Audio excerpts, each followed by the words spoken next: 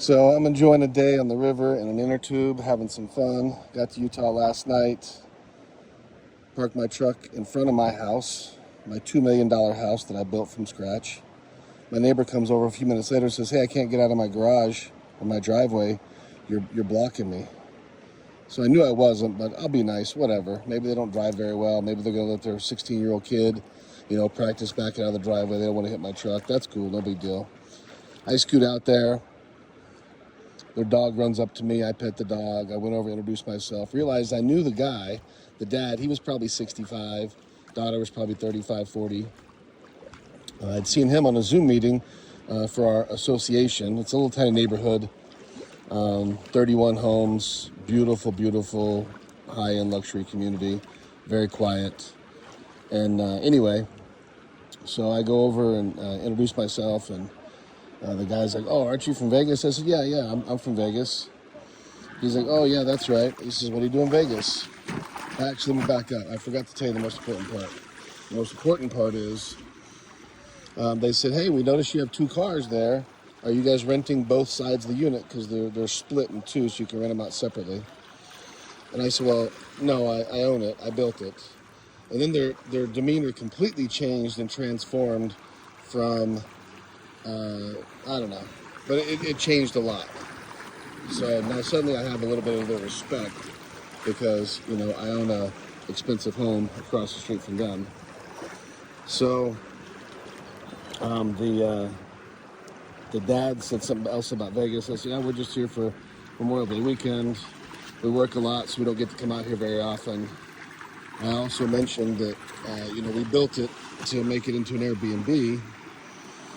But we made it so nice now, we haven't rented it and may not rent it. He's like, "Yeah, we did the same thing.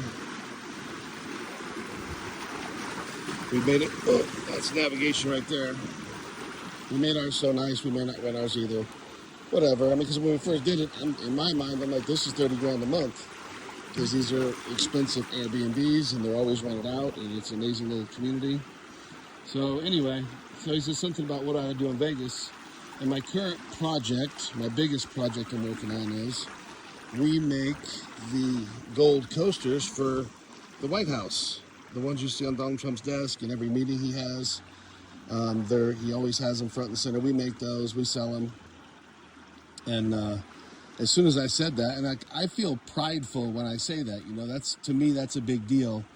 To whether you like the president or not, whether you believe in government or not, I would think, and most people, I have other Democratic friends that, they don't like Trump, but they respect and they're happy for me that I'm making something beautiful and kind of prestigious.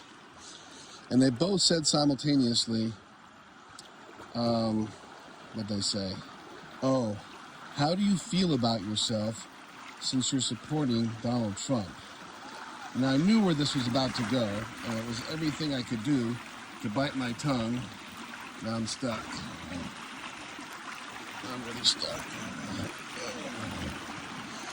And not, start ripping some ass.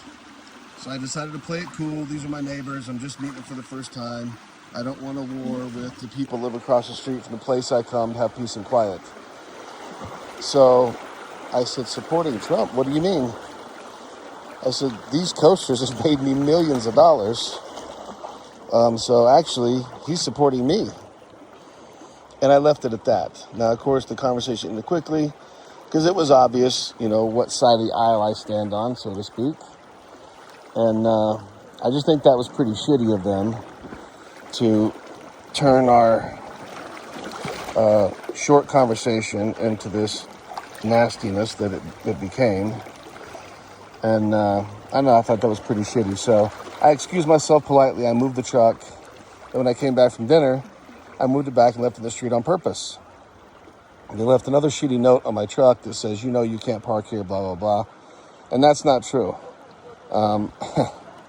I've been to all the association meetings, blah, blah, blah. I know the rules. So what do you guys think of that? That just, did I handle that well?